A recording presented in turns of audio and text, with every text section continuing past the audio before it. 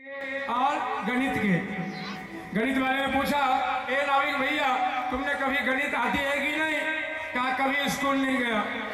कहा फिर कैसे चलाते हो? कहा 2 आना 4 आना जोड़ लेता हूँ और चलता है जीवन। कहा अगर तुमने गणित नहीं पढ़ी तो तेरी 4 आने। बैठ जाओ बैठ जाओ बैठ जाओ बैठ जाओ। जय श्री कृष्ण जय श्री कृष्ण। भागो मत भागो, घर वहीं रहेगा, घर नहीं भागने वाला। अरे ये आनंद लेके तुम घर जाना, बस 10 मिनट की बात। जानते मैं आपके हित के लिए रोक रहा हूं, मेरा कोई फायदा नहीं। क्यों? आज जो कहने जा रहा हूं तेरे जीवन का सार है।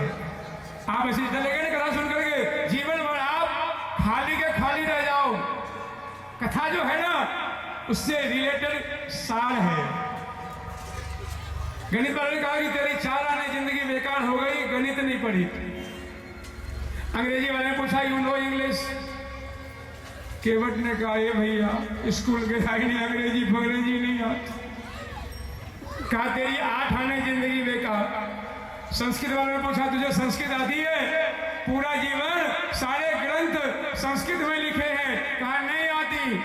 कहा तेरी 12 आने जिंदगी गई, 4 आने गणित में, 4 आने अंग्रेजी में और 4 आने संस्कृत में। जानते हैं कितना मजाक हो ही रहा था कि नदी में तूफान आ गया। तूफान आ गया और नौका हिलने लगी और तीनों मास्टर जी इधर से उधर। तीनों मास्टर जी ने कबूआ के पकड़ लिया केवट। केवट ने पूछा मास्टर जी अब तो लगता है मौसम खराब हो गया, नौका डूबेगी। कहा अच्छा एक बात तो बताओ मास्टर जी, आप तीनों को तैरने आती है कि नहीं? कहा नहीं आती। कहा मास्टर जी मैंने अंग्रेजी नहीं पढ़ी, गणित नहीं पढ़ी, संस्कृत नहीं पढ़ी, तो मेरी 12 आने जिंदगी गई। अब तूने तैरना नहीं सीखा तो तेरी 16 आने जाने वाली है। डूब और मर कहीं के मास्टर, इसी में डूब और मर। चलो हाँ ताली में बजा रहा, यही हालत हमारी है। हमने सारा काम कर लिया, पढ़ाई कर ली, नौकरी कर ली और मकान बना लिया, लेकिन जीवन को पार लगाने का अभी तक कोई साधन हमने नहीं ढूंढा। अरे ये मुक्ति कैसे होगी हो? आप आए किस लिए? खाने पीने के लिए? No, the human soul is the crown of the creation. The human soul is the very precious. पढ़िए कभी ग्रंथ की बात, विज्ञान की बात। अरे आपका ये जीवन बड़ा मूल्यवान है, इनको आप खाने में, पीने में, मकान बनाने में मत रोलिए। कल तो मुझे इतना अच्छा लगा, जानते हैं उपेंद्र जी का बेटा रहता है अमेरिका में। अब किस भाव से भजन गाया मुझे नहीं पता, लेकिन उनके शब्द कमाल के हैं। अरे यही जीवन में गाने वाला भाव अगर जीवन में उतर जाए, आनंद हो जाए साहब। इसलिए मैं आपसे कहना चाहता हूं, कन्हैया को जानना है ना, कन्हैया के सार को जानना है तो माखन चुरा के खाने की चीज है। संतन संतन माखन खाया, छाछ जगत वर्तानी। इन सभी के सार का नियम है कि आपके जीवन में हमारे ठाकुर जी का दर्शन हो जाए। सबका नियम एक ही है, और वो ठाकुर जी हमारे कन्हैया जी चलो बाहर नहीं घूम रहे। हमारे ठाकुर जी हर एक मनुष्य के, आप गीता पढ़िए ना, भागवत पढ़िए ना, श्रीमद् भागवत जी में ठाकुर जी का स्थान लिखा हुआ है। इसलिए हम लोग क्या करते हैं, आपके बीच में लेकर के आया हूं। अगर आप लोग भी चाहते हो ना कि आप भी ठाकुर जी के असली मर्म को जानिए, तो आपको भी आपके अपने हृदय में जाना पड़ेगा। आपका हृदय स्थल ये है, आपके ठाकुर जी यहीं बैठे हैं, सबके पास है। मैं ये नहीं कहूंगा किसी के पास किसी के नहीं, सबके पास वो ठाकुर जी है। बस खाली एक कनेक्शन की जरूरत है, जानते हैं? एक कनेक्शन। कौन सा? खाली कोई आपके। मुझे एक घटना याद आई रोचक सा, उसके बाद विराम दूंगा, आरती होगी। एक बार एक बड़े घर की लड़की थी ना, बड़े घर, बहुत पैसे वाली, कभी रसोई में ना गई, शादी हो गई। अब शादी जिस घर में हो गई ना, उस घर का एक रिवाज था कि बहू रानी पहले दिन कुछ मीठा बना के खिलाएगी सभी को। अब सासू माँ जानती थी कि ये बड़े घर की बेटी है, कभी रसोई तो गई नहीं होगी, नौकरानियां हैं 15-16। बहू से पूछा, बहू हमारे घर का नियम भी पूरा हो जाए और तुम्हें भी कष्ट ना हो। मैं जानती हूँ कि तुम्हें कुछ बनाने नहीं आता, इसलिए तेरे बदले मैं बना देती हूँ और और तू सबको खिला देना। अब बड़े घर की बेटी तो थी, सोचा अगर नाक कर दूंगी तो पिताजी की नाक कट जाएगी, नहीं बनाने वाली थी तब भी हाँ कर दिया। यहाँ भी बहुत लोग ऐसे हैं, कुछ नहीं आएगा और कहेगा आई नो एवरीथिंग, हाँ सब जानता हूँ, कुछ नहीं रहा है। वही था वो पढ़ा लिखा, कहा बेटा को बनाने आती है बना लो। अब पति को पकड़ के अंदर ले गई, कहा देख अब तो मैं फंस गई। कहा तू ही तो फंसी, मेरी माँ कह रही थी बना दूं तो क्या करो अब।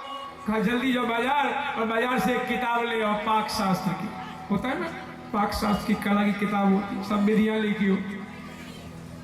बेचारा बाजार गया, खरीद के ले आया और जानते हैं वो बड़ी पढ़ी लिखी थी, अलर्ट होके सारा पन्ना पलटाई, मीठा क्या बनाऊं। पहले पन्ने पर लिखा था जिलेबी की विधि, कहा इट्स वेरी डिफिकल्ट, बाप रे बाप बड़ा कठिन है ये तो बनेगी। अगले में था रसगुल्ला, कहा ये भी कठिन। अगले में था रसमलाई, सब कठिन। अंत के पन्ने पर लिखा था जो हमारे भारत और नेपाल की महिला बड़ी आसानी से बना लेती थी, हलवा। कहा चलो हलवा बनाती हूँ, ये आसानी से बन भी जाएगा और सबको खिला भी दूंगी। अब लिखा था हलवा की विधि, गई और रसोई में रैक पे किताब रख दिया। सबसे पहले पन्ने पे लिखा था कि गैस पे कढ़ाई चढ़ाओ, बेचारी गैस पे कढ़ाई चढ़ा दी। लिखा था इसमें घी डालो, घी डाल दी। लिखा था सूजी डालो, सूजी डाल दी। लिखा था चम्मच से हिलाओ, चम्मच से हिलाने लगी। अंत में लिखा था पानी डालो और चीनी डाल के उतार लो हलवा तैयार। बेचारी चीनी डाली, उतार ली, अब बड़ी पसीना पोंछ रही है, बड़े घर की बेटी है ना। डोंगे में रखी और डाइनिंग टेबल पर लगाया, सबको बुलाया, जेठ जी को, जेठानी को, सास को, ससुर को, देवर को, देवरानी को, सब जमा हो गए। तो माँ जी ने कहा बेटा क्या बनाई हो। हाँ माँ, पिताजी माँ जी खा के देखिए ना। माँ जी ने जैसे डोंगे का ढक्कन हटाया तो माँ जी के सिर पर बाल बल पड़ गया। क्यों जानते? पानी में सूजी तैर रहा। कहा बहू क्या बनाई हो। कहा हलवा है माँ जी। अब बेटा को भी दर्द हुआ, हलवा कैसा बना दी, हलवा है। अंदर पकड़ के ले गई, बेटा ले गया, क्या कर दी बागवान, ये कोई हलवा है, कैसे बनी। उसने कहा पागल, तुम्ही तो किताब लेकर के, अब बड़ी लिखी भर की बहू है, बड़े घर की बेटी तो कम थोड़ी ना होगी, दहेज लेके आई। पति के साथ तो जानते ही हैं। मैं कई बार लोगों से कहता हूँ जल्दी हाउस वाइफ नौकरी वाला बड़ी दिक्कत हो जाती। हालांकि करनी चाहिए, मैं आपका विरोधी नहीं हूँ, लेकिन मैंने देखा है, मैं तो बड़े बड़े शहरों में देखा है, बड़ी दिक्कत होती है सारा। क्यों? दोनों बराबरी है। अब मार पिटाई भी होगी तो बराबरी। उसका लाठी, इसका झाड़ू बेल। मैंने हजारों परिवार में देखा।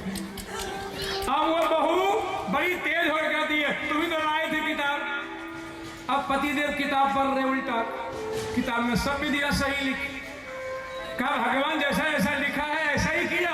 कहा बिल्कुल हो बहू ऐसे किया। तब पति के दिमाग में हुआ फिर हलवा क्यों नहीं बना, विधि तो ठीक है।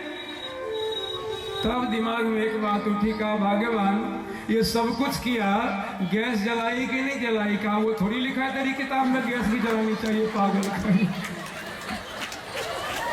जानते हो बड़ी कीमती बात कह रहा हूं यही। उसने सारा कुछ डाल दिया, विधियां भी सही प्रयोग कर दी, लेकिन हलवा नहीं बना। एक के कारण से कि नीचे जो गैस जलती है वो गैस की लाव नहीं थी। आप भी भक्ति में सब कुछ कर रहे हो, लेकिन ठाकुर जी का लाव कहाँ जल रही है?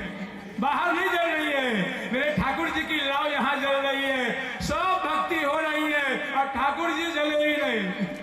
हमारे भीतर ठाकुर जी प्रकट ही नहीं हुए, भगवान आए ही नहीं। अब भक्ति हो रही है, नाच हो रहा है। हम आपसे पूछते हैं, आजकल शादी का सीजन है, शादी के सीजन में बहुत सुंदर पंडाल हो, बहुत सुंदर बाराती हो, बाराती के पास 1-1 करोड़ की गाड़ी हो, बाराती देखने में वही सुंदर हो, लड़की वालों ने खाने का इंतजाम 56 प्रकार के किए हो, बाराती घर पर पहुंच जाए, सब चीज हो जाए, लेकिन बाराती के बीच में एगो नहीं है।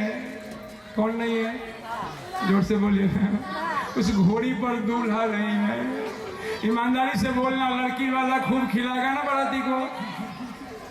नहीं खिलाएगा? सब कुछ बढ़िया है, लाइटिंग बढ़िया है, पंडाल बढ़िया है, घरबार बढ़िया है, बाराती अच्छी है, लेकिन दूल्हा नहीं है ना साहब, तो बारातियों का सम्मान नहीं है। यही हाल तुम्हारा है।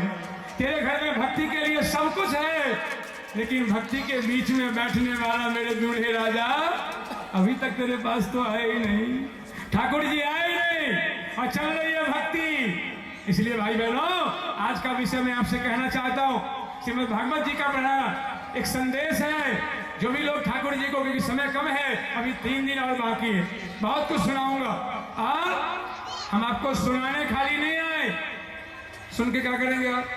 हम आपसे पूछते हैं एक बात और, आप भूखे हो 5 दिन के, आप किसी होटल में जाओ और होटल का बेड़ा आपके सामने खाने की लिस्ट बना दे, 56 प्रकार, ये पनीर है, पकोड़े हैं, बिरयानी है, खीर है, तंदूर है, नान है, कुलचे। आप कहोगे रे मूर्खानंद कुछ ला के दे दो यार, खाली बातें किया जा रहा है, क्योंकि बातों से कभी पेट भरने वाला। आपसे पूछता हूँ, ठाकुर जी की बात करने से पेट भर जाएगा? ठाकुर जी को खाना पड़ेगा, ठाकुर जी को लाना पड़ेगा जीवन में। और मैं बड़ी गारंटी से कहता हूँ, ईमानदारी से, इस ग्रंथों के हवाले से, ठाकुर जी सबके हृदय में बैठे। और जब तक ये हृदय नहीं खुलेगा ना आपका, जब तक ये नेत्र नहीं खुलेगा ना, तब तक आपके जीवन में ठाकुर जी का पदार्पण नहीं होगा। तब तक तो यही बाहर वाला नाच होगा। असली वाला नाच भीतर में होता है साहब, भीतर में। मीराबाई कब नाची? कब? पायो जी मैंने राम रतन धन पा। मुझे गाने नहीं आता, गाते ये लोग, लेकिन मैं भाव कह रहा हूं, वस्तु अमोलक दई मेरे कौन सतगुरु कृपा कर अपनायो, कृपा कर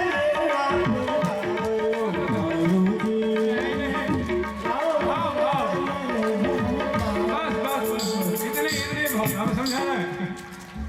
अब सोचिए, वो लिखती है कि मैंने कब वो धन पाया राम जी वाला, कृपा कौन किया? अरे अब कभी समझिए, आरती गाते ना, विषय विकार